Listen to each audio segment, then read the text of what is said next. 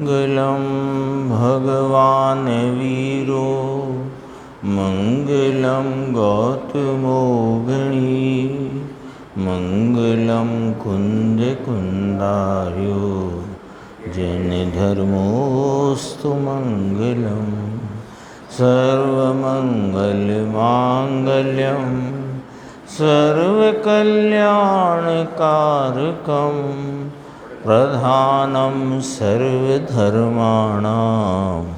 जैनं जयतु शासनम चिदानंद सहजानंद चैतन्य प्रकाशाय महीयसे नमो अनेकांत विश्रांति महिमने परमात्मने। पंचाशिकाय संग्रह नाम का ग्रंथ है और इसकी 136 नंबर की गाथा, जहाँ आचार्य कुंद कुंद देव ने 9 पदार्थों का वर्णन किया।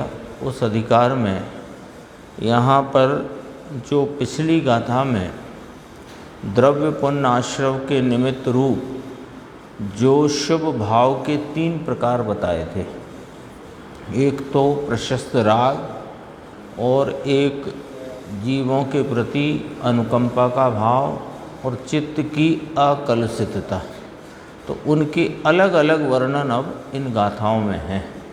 तो 136 गाथा में शुभ भाव, शुभ राग की, प्रशस्त राग की चर्चा की गई है। गाथा सूत्र पढ़ते हैं। अरिहंत सिद्ध साहुसु भक्ति धम्ममि जाय खलु चेष्टा अनुगमनं पि गुरुणं पश्यथ रागोतिबोचन्ति। अरिहंत सिद्धर साधु भक्ति गुरु प्रति अनुगमन जो वह राग कहलाता प्रशस्त जहाँ धर्म का आचरण हो। यहाँ थोड़ी सी इस शब्द का प्रयोग यहाँ होना चाहिए, धर्म में चेष्टा रहे, है ना।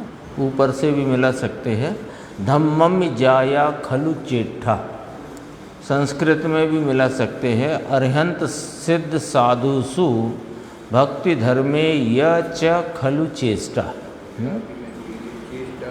हाँ, चेष्टा धर्म की गुजराती में दिया है, मूल ग्रंथ में भी ये है, पर इसमें जो हिंदी हरिगीत प्रस्तुत किया उसमें धर्म का आचरण शब्द लिखा, तो धर्म के प्रति चेष्टा, क्योंकि यह गाथा शुभ राग के वर्णन की है और शुभ राग के वर्णन के लिए यहाँ जिनके विषय, शुभ राग कौन है कि जिसका विषय उपयोग की भूमि में, उपयोग की प्रवृत्ति में जब अरिहंत सिद्ध साधु आचार्य, साधु में तीनों आ गए, आचार्य उपाध्याय साधु, और उनके प्रति अनुगमन और देव गुरु और धर्म, तो धर्म के प्रति चेष्टा, धर्म नहीं, धर्म का आचरण शुभ राग नहीं होता, धर्म के प्रति चेष्टा। तो यहाँ शब्द आना चाहिए, वह राग कहलाता प्रशस्त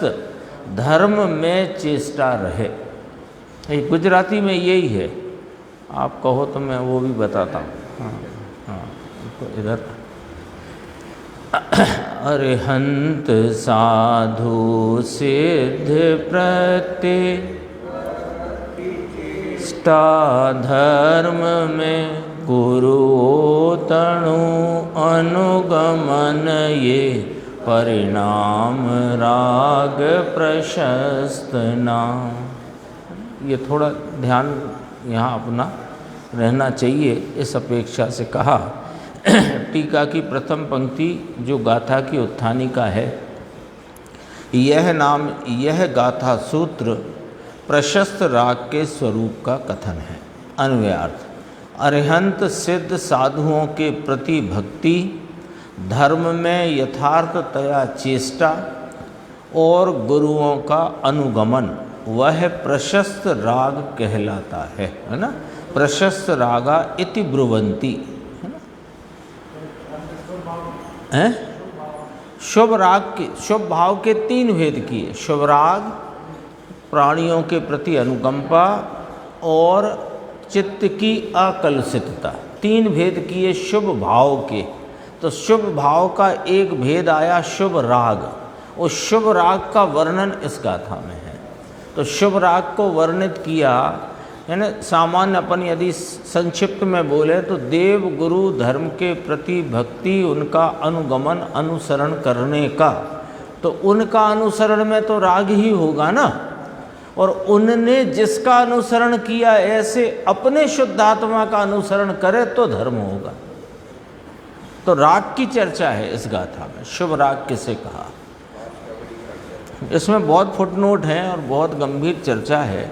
फुटनोट जैसैन आचार्य भगवान की टीका में से लिए जो फुटनोट हैं, और ये टीका अपन पढ़ रहे हैं आचार्य अमृतचंद्र देव की। अरिहंत सिद्ध साधुओं के प्रति भक्ति। तो अरिहंत सिद्ध साधु 3 नाम में 5 परमेष्ठी आ गए। साधु शब्द से आचार्य उपाध्याय साधु सभी समाहित हो गए। तो अरिहंत सिद्ध साधुओं के प्रति भक्ति और धर्म में व्यवहार चारित्र के अनुष्ठान। धर्म में यानी जो धर्म किसे कहा कि जो सर्वज्ञ द्वारा भाषित आचार्यों और साधुओं मुनि भगवंतों द्वारा प्रसारित जो मोक्ष मार्ग है उसका नाम धर्म हुआ, मोक्ष मार्ग का। तो धर्म में व्यवहार चारित्र के अनुष्ठान में, व्यवहार चारित्र का अनुष्ठान मानो उस प्रकार के कार्यक्रम में, क्रिया में। फिर अगला शब्द है भावना प्रधान चेष्टा, है ना। भावना प्रधान चेष्टा का अर्थ है, धर्म में चेष्टा आई थी ना, उसी का डिटेल है ये, अपन यहाँ से मिलाओ। धर्म में चेष्टा मूल सूत्र में थी ना, तो धर्म में यानी व्यवहार चारित्र, उसका अनुष्ठान माने क्रिया रूप परिणाम, उसके विकल्प रूप वृत्ति, उसमें भावना प्रधान चेष्टा। भावना प्रधान का है शुभ राग रूप चेष्टा। और गुरुओं का यानी आचार्य उपाध्याय साधु का, आचार्य आदि उनका रसिक रूप से, रस सहित, उत्साह सहित, अंतरंग में उनके प्रति भक्ति सहित अनुगमन करना, यह प्रशस्त राग है, क्योंकि उसका विषय प्रशस्त है। ये पॉइंट समझना, उसका विषय प्रशस्त है।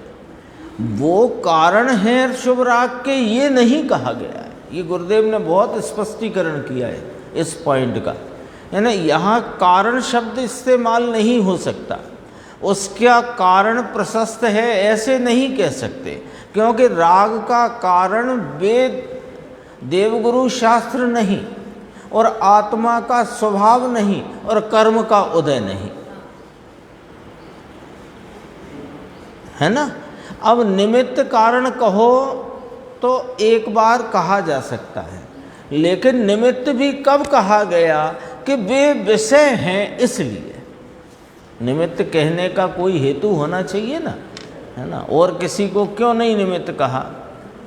देव गुरु धर्म 3 लिए ना, तो देव गुरु, तो गुरु में 3 आ गए, देव में अरिहंत सिद्ध आ गए, और धर्म में उनके द्वारा कहा गया जो मोक्ष मार्ग है। तो उस मोक्ष मार्ग में भी कौन लिया कि जो मोक्ष मार्गियों का व्यवहार अनुष्ठान है, बाकी धर्म तो एक आत्मा के आश्रय से। तो उसमें जो चेष्टा है, उसमें रसिक रूप से अनुगमन करे, ये प्रशस्त राग है ना। किस भाव में आचार्य आदि का रसिक रूप से अनुगमन करे, उनका अनुसरण करे, उनके व्यवहार चारित्र रूप आप अनुसरण करे, तो उसे प्रशस्त राग कहा, क्योंकि उसका विषय प्रशस्त है। अब ये नीचे 4 लाइन बहुत अच्छी है, समझना, ये सबका हल इसमें है। यह प्रशस्त राग वास्तव में स्थूल लक्ष्य वाला होने से। ये कैसा है? स्थूल लक्ष्य वाला है, स्थूल भाव है और मात्र भक्ति प्रधान है, ऐसे अज्ञानी को होता है। और उच्च भूमिका में माने ऊपर के गुण स्थानों में स्थिति प्राप्त न की हो तब अस्थान का राग रोकने के हेतु अथवा तीव्र राग ज्वर मिटाने के हेतु कदाचित ज्ञानी को भी होता है, अशुभ के वंचनार्थ। चौथे, पांचवें, छठवें गुण स्थान में अस्थान का राग यानी अयोग्य राग को रोकने के लिए, है ना। ये बहुत गजब की टीका है और इसका शब्द कितना कीमती है समझना। अयोग्य राग को रोकने के लिए जो 5 महाव्रत का राग है छठवें गुण स्थान में, वो 5 महाव्रत का राग इसलिए उत्पन्न होता है कि उसकी भूमिका के अयोग्य राग उत्पन्न न होए, क्योंकि जब स्वरूप से च्युत हुए हैं शुद्ध उपयोग से तो राग तो होगा ही होगा। उपयोग बहिर्मुख चलेगा तो राग होगा ही होगा, है ना। शुद्ध उपयोग नहीं माने स्वरूप का आलम्बन नहीं जिस समय, तो राग तो होगा ही होगा। अब वो राग यदि 5 महाव्रत 28 मूल गुण का हुआ है तो उसने अयोग्य राग को रोक लिया है, तीव्र राग ज्वर को मिटा दिया है उसने। एक एक शब्द आचार्य भगवान का कितना कीमती है। अब इसमें 6 फुटनोट हैं, अपन 6 ही फुटनोट टीका के साथ देखते हैं। देखो, पहले इस पंक्ति में आया था अरिहंत सिद्ध साधुओं के प्रति भक्ति, तो अरिहंत सिद्ध साधुओं का यहाँ पर खुलासा किया गया। देखो, अरिहंत सिद्ध साधुओं में अरिहंत, सिद्ध, आचार्य, उपाध्याय और साधु पांचों का समावेश हो जाता है, क्योंकि साधुओं में आचार्य, उपाध्याय और साधु 3 का समावेश होता है। अब एक एक का स्वरूप देखो। निर्दोष परमात्मा से प्रतिपक्षभूत ऐसे आर्त रौद्र ध्यानों द्वारा उपार्जित जो ज्ञानावरणादि प्रकृतियाँ उनका, है ना। आर्त रौद्र ध्यान को रखा सामने। आर्त रौद्र ध्यान माने आर्त रौद्र ध्यान रूपी जो विकल्प रूप वृत्ति, सारे विकल्प आर्त रौद्र ध्यान में आते हैं और निर्विकल्प अवस्था वो धर्म और शुक्ल ध्यान में आती है। विकल्प, मुनिराज के विकल्प धर्म ध्यान में नहीं आते, व्यवहार से धर्म ध्यान कहे जाते हैं, होते नहीं। वे जो हैं आर्त परिणाम हैं, आर्त परिणाम में जाते हैं, है ना। तो वे कौन से हैं उसकी व्याख्या कर दी जयसेन स्वामी ने, उसी का फुटनोट है जयसेन स्वामी की टीका में से। निर्दोष परमात्मा से प्रतिपक्षभूत, यह शुद्धात्मा निर्दोष परमात्मा, इससे प्रतिपक्ष कौन है कि इसका लक्ष्य न करता हुआ जो उपयोग का चलन है, वृत्ति है, वो निर्दोष परमात्मा से प्रतिपक्षभूत है, दूसरी दिशा की है। उस दिशा में उत्पन्न होते हुए जो विकल्पात्मक आर्त रौद्र ध्यान उनके निमित्त से उपार्जित हुए हैं ज्ञानावरणादि प्रकृतियों को रखते हुए कर्म वर्गणाएं, ठीक है। उनका कैसे विनाश किया है, अरिहंत की व्याख्या है ना अरिहंत देव की, तो उन्होंने कैसे विनाश किया कि रागादि विकल्प रहित धर्म शुक्ल ध्यानों द्वारा विनाश करके।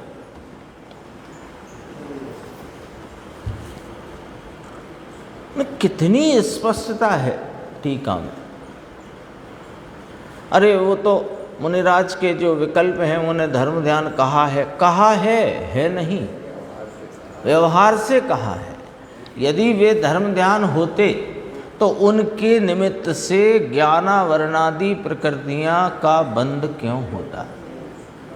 साता वेदनी का ही ले लो, उच्च आयु का ले लो, अच्छे उच्च गोत्र का ले लो, देवायु का ले लो, ये बंद क्यों होता है?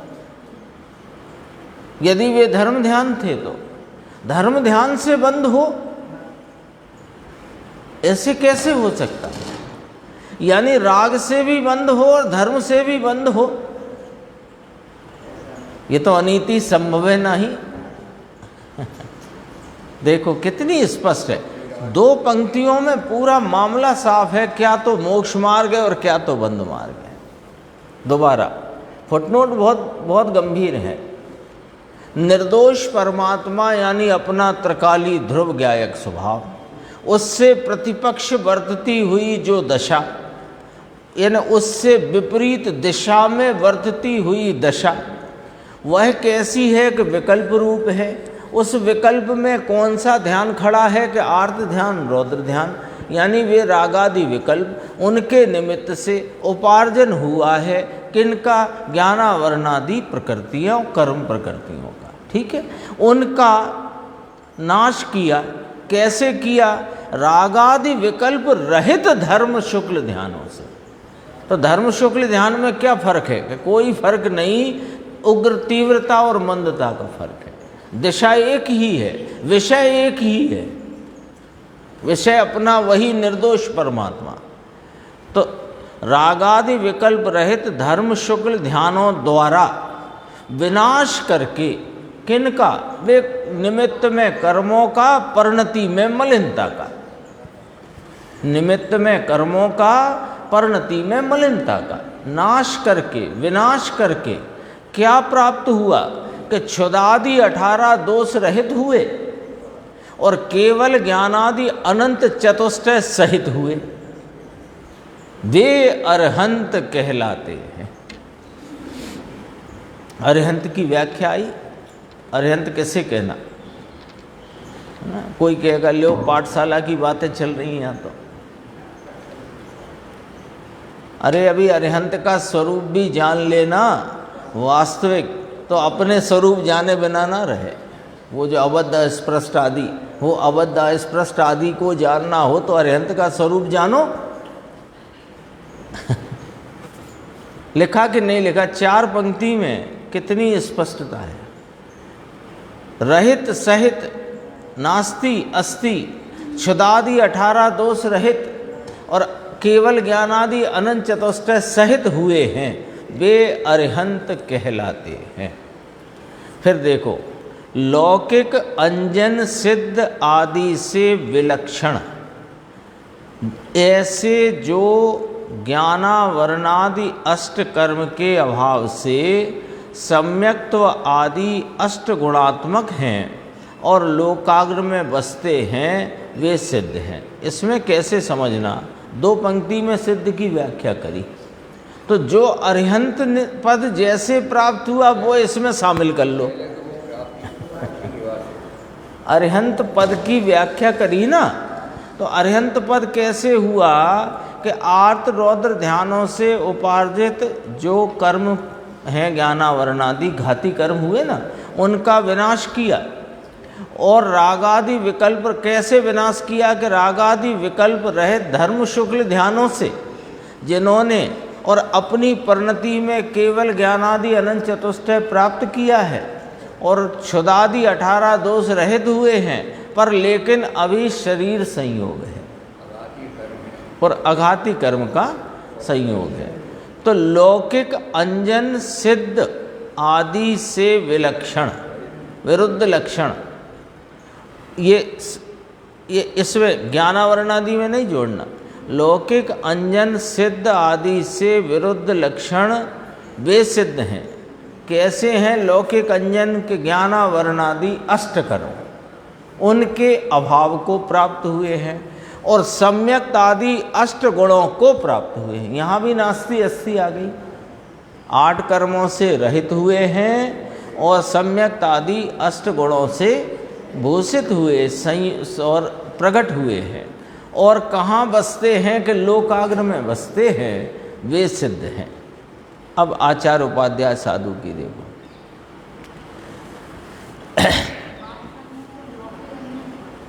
हाँ, लौकिक अंजन कहा ना उसको, 8 कर्मों को। क्यों अंजन किसे कहा? काली माँ को कहो, मैल को कहो, है ना? है लौकिक शब्द जो लोक में, लोक के ही तो है वे। कर्म निमित्त में कर्म का अभाव हुआ ना, तो लौकिक लोक का ही पदार्थ है। तो लौकिक अंजन और सिद्ध की निरंजन भाव से विलक्षण। सिद्ध शब्द लिया ना, सिद्ध निरंजन, तो सिद्ध से विलक्षण कौन? कि विज्ञाना वर्णादि अष्टकर्म, उनका हुआ अभाव किसको? सिद्ध को। और क्या हुआ कि सम्यक्त आदि अष्टगुणों की प्राप्ति, प्रकटता हुई। तो प्रकटता हुई माने वो कहने में आई, गुण कोई प्रकट नहीं, पर्याय प्रकट हुई है। और लोकाग्र में वे बसते हैं, वे सिद्ध हैं। अब आचार्य की परिभाषा, विशुद्ध ज्ञान दर्शन जिसका स्वभाव है, ऐसे आत्म तत्व की निश्चय रुचि।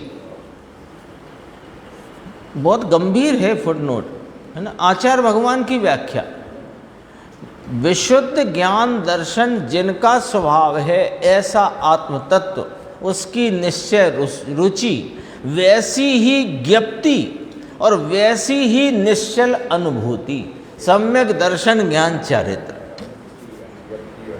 और सम्यक दर्शन ज्ञान चारित्र की परिभाषा खड़ी कर दी कि देवगुरु सास की श्रद्धा को सम्यक दर्शन कहते हैं कि नहीं। जयसेन स्वामी इस 136 नंबर की गाथा की टीका में अपने आत्म तत्व की यथार्थ रुचि और उसका जैसा स्वरूप है वैसा ही ज्ञप्ति आस्वादन और उसमें ही निश्चल अनुभूति रूप चारित्र का भाव, उसका नाम सम्यक दर्शन ज्ञान चारित्र है।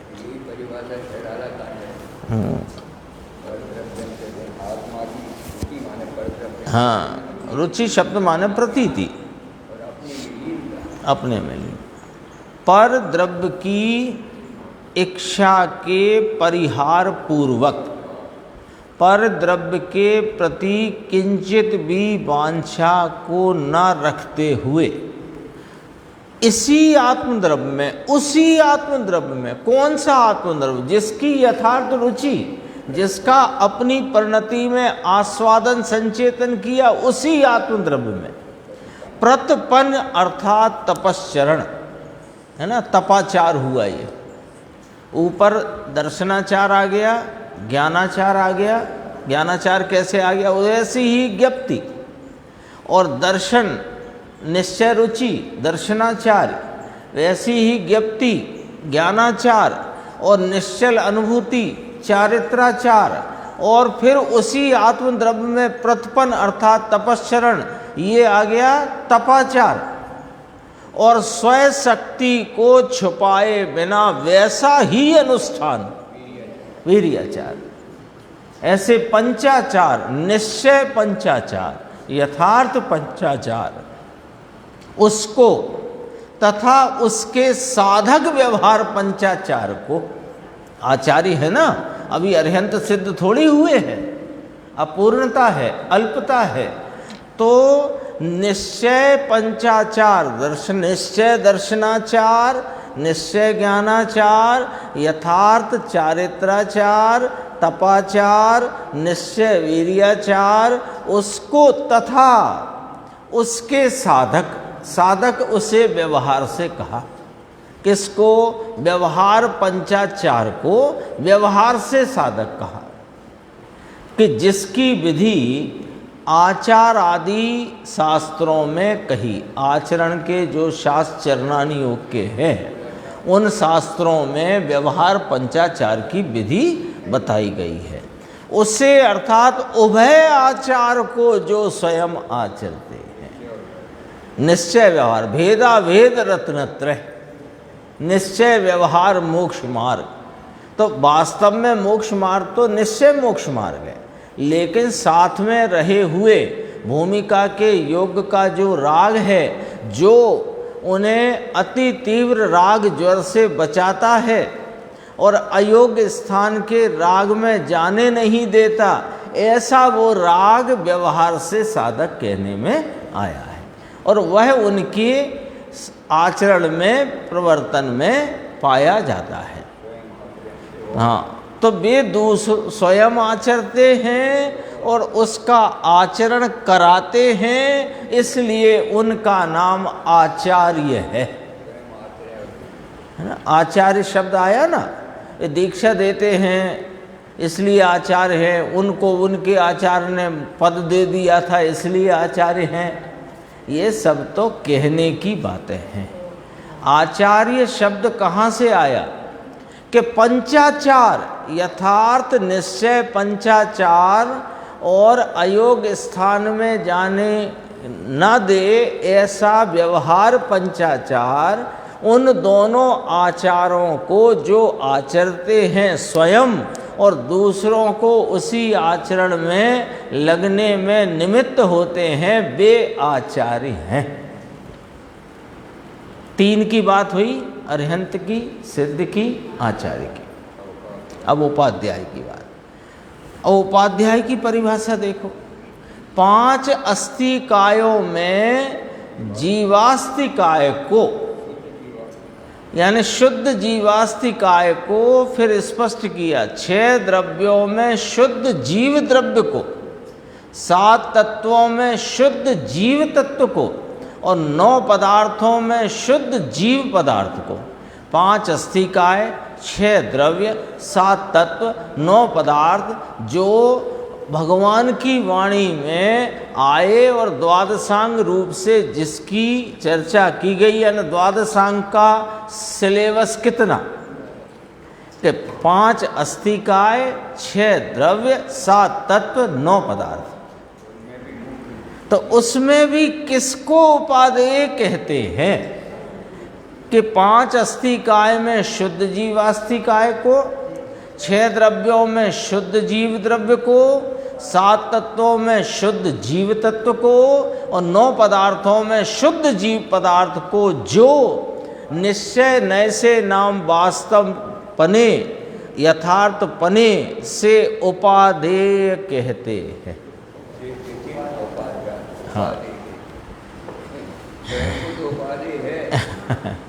यानी उपदेशक, उपाध्याय का अपन दूसरे शब्दों में कहें तो उपदेशक।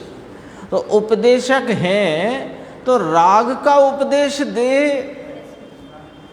अरे संवर निर्जरा को भी जो उपादेय कहते नहीं, क्योंकि संवर निर्जरा मोक्ष भी जिसके आलम्बन से प्रगटे एक वही उपादेय है, ऐसा जिनकी वाणी का उपदेश का सार है वे उपाध्याय है।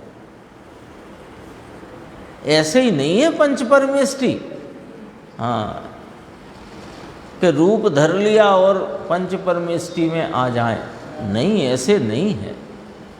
अपने स्वरूप के रसिया हैं जो, और उसमें जिन्होंने इस प्रकार के विशेष भाव को प्राप्त किया है, उनका नाम आचार्य उपाध्याय साधु है। देखो, निश्चय नैसे माने यथार्थपने, इन्हीं को उपादेय कहते हैं, तथा भेदा भेद रत्नत्रय स्वरूप मोक्ष मार्ग की प्ररूपणा करते हैं और स्वयं भाते हैं, नाम अनुभव करते हैं, वे उपाध्याय हैं। अब साधु की व्याख्या।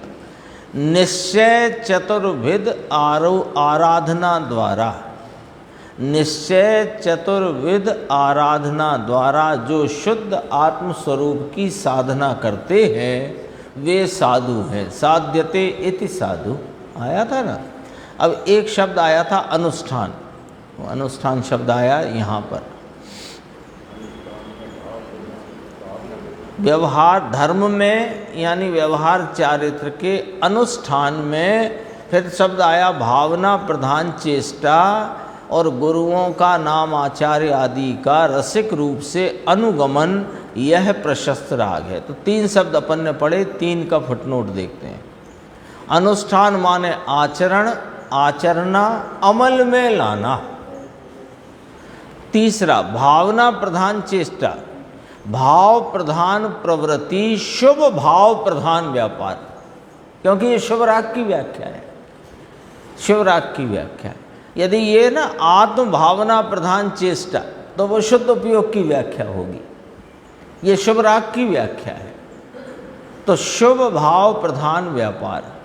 चौथा आया अनुगमन। अनुगमन माने अनुसरण, आज्ञांकित पना, उनकी आज्ञा में वर्तना, अनुकूल, उनके अनुकूल वर्तन, यानी गुरुओं के प्रति रसिक भाव से, रसिक भाव का अर्थ किया उल्लास से, उत्साह से आज्ञांकित वर्तना, वह प्रशस्त राग है ना। अभी पांचवा छठवा है, उसका भी अपन पंक्ति पढ़ के आते हैं। यह प्रशस्त राग वास्तव में स्थूल लक्ष्य वाला होने से, उसकी व्याख्या करेंगे।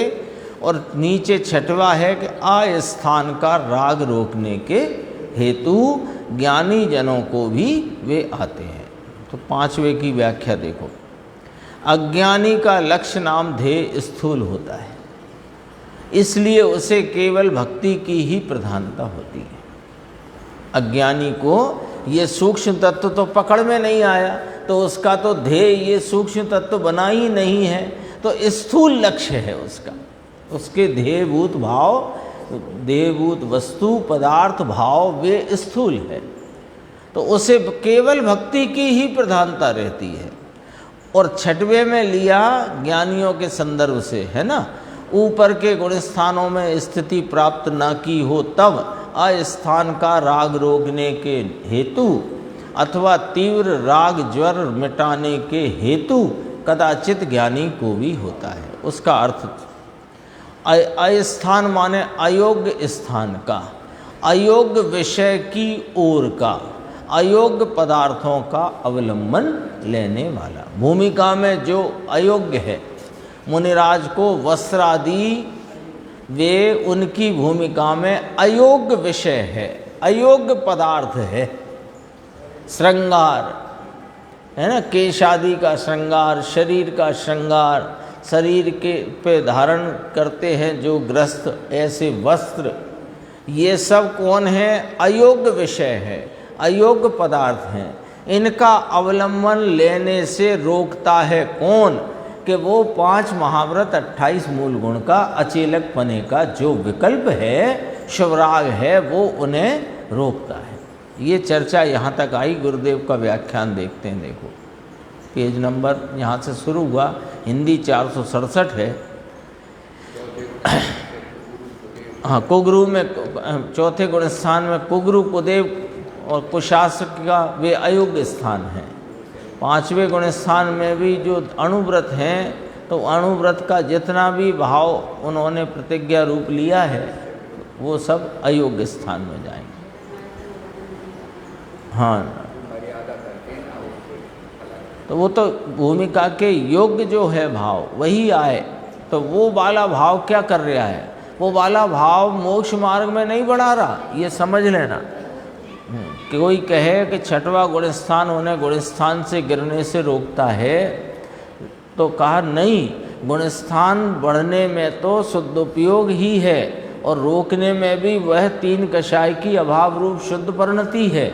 लेकिन वो अयोग्य राग उत्पन्न नहीं होने देता, तो उसके लिए एक शब्द बहुत प्रयुक्त होता है, सबको पता है, अशुभ के वंचनार्थ, है ना।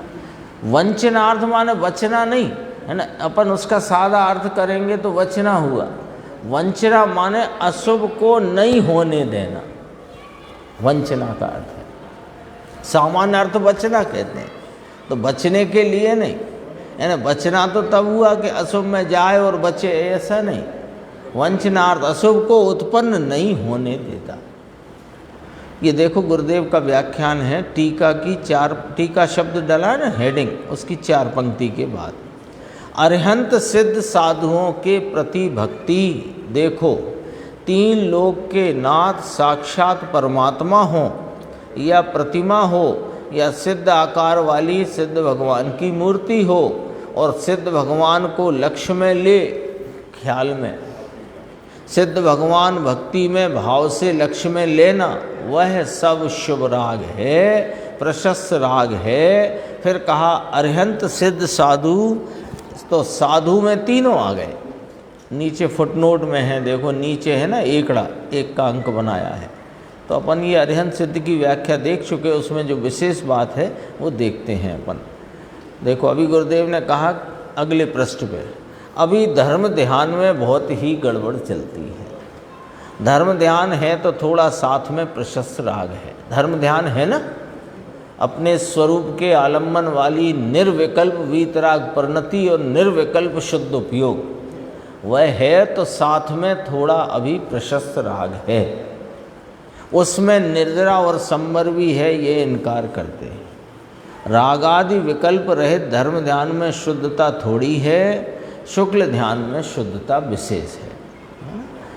रागादि, फिर दोबारा पढ़ते हैं, धर्म ध्यान व्यवहार धर्म ध्यान की बात नहीं चल रही।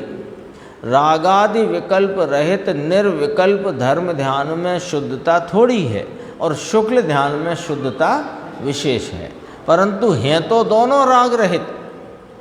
पुण्य और पाप का जो विकल्प है उससे रहित है धर्म ध्यान शुक्ल ध्यान, और अपने स्वरूप की धर्म ध्यान परिणति और शुद्धि की वृद्धि रूप शुक्ल ध्यान की परिणति उसके द्वारा विनाश करके, ये आया था ना अरिहंत की व्याख्या में।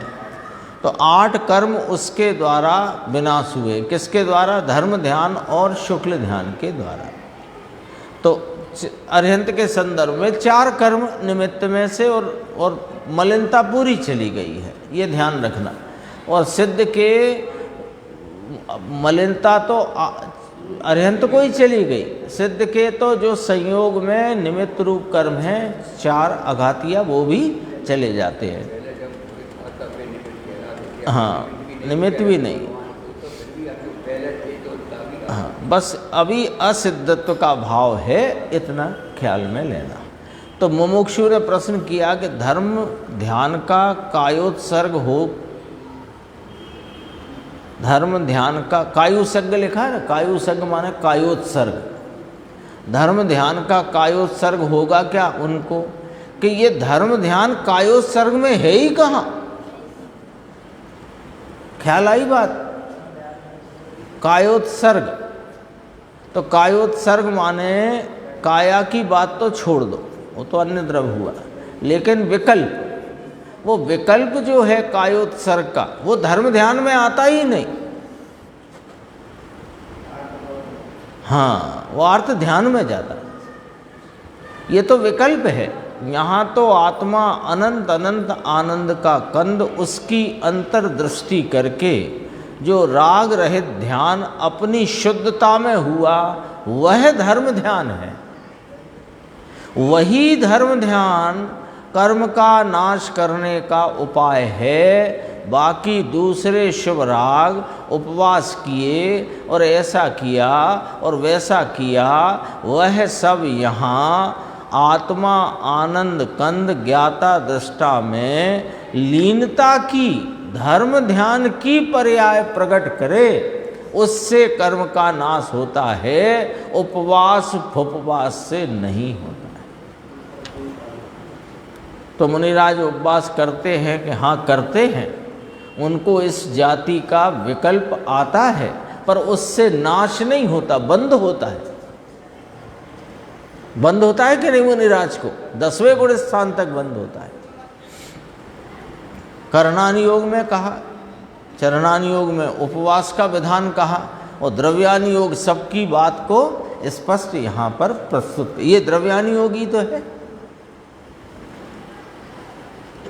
दूसरा कोई नाश का उपाय नहीं है। जो लिखा पुस्तकों में, ग्रंथों में कि उपवास से निर्जरा होती है, तो उपवास का अर्थ तो समझो।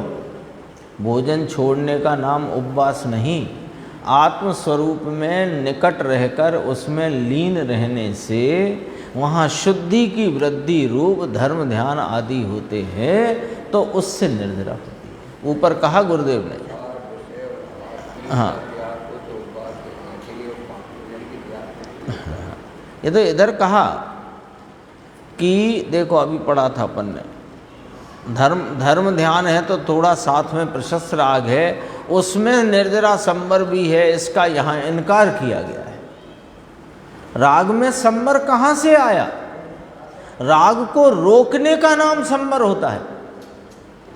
आश्रम निरोधः संवर, परिभाषा जो है।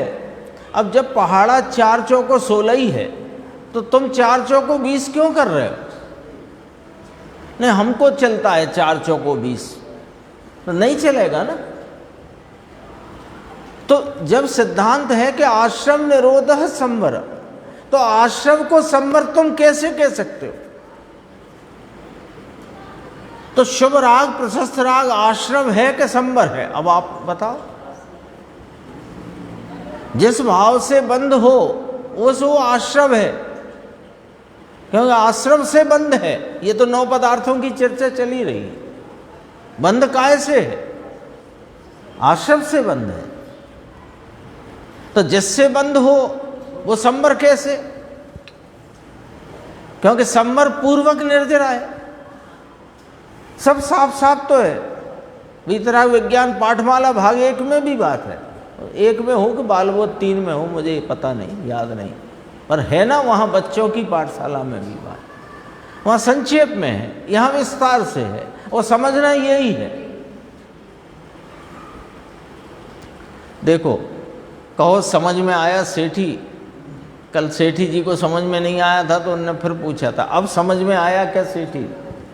अब देखो, धर्म ध्यान और शुक्ल ध्यान में शुद्धता की हीनादिकता का अंतर है। दोनों शुद्ध भाव हैं। धर्म ध्यान में शुद्धता थोड़ी है, शुक्ल ध्यान में शुद्धता विशेष है। ये पहले बीच में कहा था, याद नहीं रहा है ना, पूछा। प्रशस्त राग में धर्म ध्यान है, किसी ने पूछा, नहीं। प्रशस्त राग की व्याख्या चल रही है ना, शुभ राग की, तो उसमें वो थोड़ा धर्म ध्यान माने क्या साहब?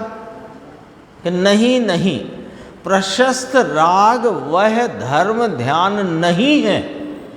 यही तो यहाँ कहते हैं। उसके सामने ही बात है ना। किसके सामने? ये जो शुद्ध उपयोग स्वरूप मोक्ष मार्ग है, उसकी ही ये सबकी चर्चा है कि नहीं? शुद्ध जीव तत्व, जीव पदार्थ, 9 पदार्थ है तो पदार्थ कहो। शुद्ध जीव पदार्थ, अजीव पदार्थ, पुण्य पाप पदार्थ, आश्रव पदार्थ, और आश्रव के सामने धर्म रूप संवर पदार्थ, उसमें शुद्धि की वृद्धि रूप निर्जरा पदार्थ, पूर्ण शुद्धता का मोक्ष पदार्थ, और संसार का बंध पदार्थ। प्रशस्त राग वह शुभ परिणाम है। समझ में आया? धर्म और शुक्ल ध्यान द्वारा अर्हंत हुए। कोई उपवास उपवास करके किसी ने इतने किए, परंतु उसमें धर्म और शुक्ल ध्यान आए तो कर्म का नाश होता है। यानी आहार आदि का कदाचित विकल्प छोड़कर और स्वरूप आराधना में उग्रता से प्रवृत्त हुआ तो उससे कर्म का नाश हुआ, भोजन छोड़ने से नहीं। यहाँ तो मुझे दूसरा कहना था कि धर्म ध्यान को कोई 2 प्रकार से कहता है कि एक विकल्प है ना राग, उसे भी धर्म ध्यान कहता है और उससे भी निर्जरा होती है, सो गांठ बांध लो, ऐसा नहीं है, ये कहना था गुरुदेव। अरिहंत की व्याख्या में से ये बात चल रही है, जो फुटनोट में से। कोई धर्म ध्यान को 2 प्रकार से कहे, 2 प्रकार से सुनना। तो लिखा है साहब शास्त्रों में, निश्चय धर्म ध्यान और व्यवहार धर्म ध्यान। इसमें भी आपने कहा आचार्य उपाध्याय साधु के संबंध में, है ना? तो निश्चय धर्म ध्यान और व्यवहार, अरे व्यवहार धर्म ध्यान माने जो धर्म ध्यान है नहीं, उसे धर्म ध्यान कहना वो व्यवहार हुआ ना। व्यवहार से यदि व्यवहार को धर्म ध्यान कहा तो धर्म ध्यान होता तो व्यवहार से क्यों कहते? यदि वह विकल्प रूप वृत्ति, शुभ राग प्रशस्त राग की वृत्ति यदि धर्म ध्यान होती तो उसे व्यवहार से क्यों कहते? निश्चय से ही कहते थे। पर व्यवहार से कहा माने है तो नहीं, किंतु कहा है, पर उससे निर्जरा हो जाएगी ऐसा ना मानना, उससे बंद होता है। यथार्थ तो यही है ना, पढ़ लेना करुणा नियोग, उसमें यही अर्थ निकलेगा। बोलो, व्यवहार धर्म ध्यान के भाव मुनिराज के संदर्भ से लो कि अपने श्रावक के संदर्भ से लो कि अविरति के संदर्भ से ले लो, जहाँ से लेना है ना। अविरति के संबंध में व्रत तो है नहीं, वहाँ तो भक्ति आदि का ही राग है। उससे और जो श्रावक को एक देश व्रतादि का राग है, मुनिराज को महाव्रतादि का राग है, उसे व्यवहार से धर्म ध्यान कहा। अब उससे बंद होता है कि निर्जरा, आप ही बता दो बस, बंद होता है कि निर्जरा। यदि उससे भी निर्जरा और शुद्ध उपयोग से भी निर्जरा, ऐसे नहीं हो सकता। जो बंध का कारण हो वो निर्जरा का नहीं हो सकता, और जो निर्जरा का हो वो बंध का नहीं हो सकता। सुबह आज चल रही थी ना बात राजा श्रेणिक के संदर्भ से, तो समकित की महिमा करते थे, तो अपन ने बात की थी समकित की महिमा और राग का फल। समकिती के जिस प्रकार का राग है उसके फल में तीर्थंकरत्व होता है, तो समकित की महिमा कही जाती है। समकित के फल में तीर्थंकरत्व नहीं होता है। समकित का फल तो मोक्ष दशा है, मुक्त दशा है, पूर्ण दशा है। समकित की महिमा करी यानी समकित के समकिती को रहने वाले राग के फल में तीर्थंकरत्व आदि होते हैं। उससे भी निर्जरा होती है। तीर्थंकरत्व बंध से प्राप्त होता है कि निर्जरा से? बंध है वो। निर्जरा से तो अरिहंत अवस्था प्राप्त हुई है। अरिहंत को तीर्थंकरत्व है, वो बंध का फल है। अरिहंत अवस्था निर्जरा से प्राप्त हुई है। तीर्थंकरत्व जो है अरिहंत को प्राप्त हुआ है अरिहंत अवस्था में, वो पुण्य का फल है, धर्म का फल नहीं। धर्म का फल तो अरिहंत पद है।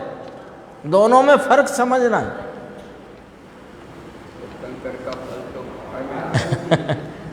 और अरिहंत का फल तो अंतरंग में आया है, वीतरागता, केवल ज्ञानादि अनंत चतुष्टय की प्रकटता। बिल्कुल साफ साफ समझो ना, अपने को दिक्कत क्या है साफ समझने में? आटे को आटा जानो, बेसन को बेसन, उलझने की जरूरत क्या है? देखो नीचे, रागादि विकल्प रहित कौन है ये? धर्म ध्यान, शुक्ल ध्यान। इनका दोनों को अभी एक शब्द लागू किया, रागादि विकल्प रहित। वो दोनों एक शब्द से दोनों ध्यान बता दिए, धर्म ध्यान, शुक्ल ध्यान। वे क्या कहते हैं कि वे क्या कहते हैं माने, जो इस मूल तत्व के अंतरंग मर्म को नहीं समझ सके और राग के रस में जिनेंद्र परमात्मा की परंपरा में आए हुए आचार्य भगवंतों द्वारा कहे गए उन सूत्रों और सूत्रों की टीका का गलत अर्थ करते हैं, वे ऐसा कहते हैं कि चौथे से सातवें तक अभी तो धर्म ध्यान है, वो शुभ राग वाला धर्म ध्यान है, शुभ उपयोग का धर्म ध्यान है, उससे वहाँ संवर निर्जरा हो रही है। लो, और फिर शुक्ल ध्यान 8वें से, कोई कहता है 12वें से। तो समझ में आया क्या कहते हैं वे? कौन कहते हैं ऐसा? जो जिनेंद्र सर्वज्ञ देव की परंपरा में आए हुए वस्तु स्वरूप का यथार्थ निरूपण जो आचार्य भगवंतों के द्वारा सूत्र और टीकाओं में किया, उसका अंतरंग मर्म न समझकर अपने राग के रस के पोषण में प्रवृत्त हैं, वे ऐसा कहते हैं। क्योंकि अपनी स्थापना रखना है ना उन 3 परमेष्ठियों में, अपने को शामिल रखना है ना 3 परमेष्ठि में, तो आओ ना, हो जाओ शामिल निश्चय पंचाचार के द्वारा। एक शुद्ध जीवास्तिकाय की उपादेयता के द्वारा, इस आत्म तत्व की साधना के द्वारा आओ पधारो स्वागत है, वंदनीय है, त्रिकाल वंदनीय है। उनके तो चरणों की रज भी मिले तो वो मस्तक पर धारण करने योग्य है। देखो, धर्म ध्यान आत्मा के ज्ञाता स्वभाव का ध्यान, एकाग्रता, वह धर्म ध्यान है।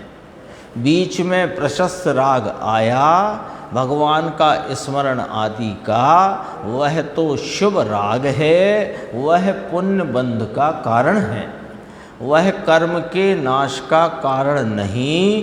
कहो देवी लाल जी, भगवान की भक्ति करना वह पुण्य है, और सामायिक करके विकल्प करके बैठना उस वह धर्म है। ऐसा है क्या कि नहीं है? ऐसा कहते हैं। भगवान के नाम स्मरण की माला फेरे तो वो सामायिक है क्या कि नहीं है? उसका नाम सामायिक नहीं है। तो फिर सामायिक क्या है उसको नीचे कहेंगे। ऐसा कि यहाँ सामायिक करके बैठे और शुभराग बरते और फिर उसमें हो संबर निर्जरा, भगवान की भक्ति पुण्य है ना? ऐसा नहीं। सामायिक में भी जितना भगवान के स्मरण नाम आदि का विकल्प उठता है वह सब पुण्य बंध है, पुण्य बंध है, उसे वास्तव में सामायिक नहीं है। समझना इस बात को। जब श्रावक हों, मुनिराज हों, तो वह सामायिक यानी अपने आत्मस्वरूप की एकाग्रता के प्रयत्न में जब उद्यम करते हैं, उसके आत्मस्वरूप की एकाग्रता के लिए जब उद्यमवंत होते हैं तो वे अन्य का स्मरण छोड़कर 5 परमेष्टि भगवंतों का स्मरण करते हैं। तो उस स्मरण में 5 परमेष्टि भगवंतों के भगवान के नाम स्मरण में जो विकल्प उठता है वो बंध रूप भाव है, पुण्य बंध है, उसका नाम सामायिक नहीं है। सामायिक के पहले ये होता है लेकिन इसका नाम सामायिक नहीं है। फिर मुमुक्षु ने कुछ प्रश्न पूछा तो गुरुदेव ने कहा सब बंध के ही कारण है। भगवान का नाम स्मरण वह पुण्य रूप भाव है, प्रशस्त राग के रूप में उसे यहाँ व्याख्या की गई है, वह बंध का कारण है।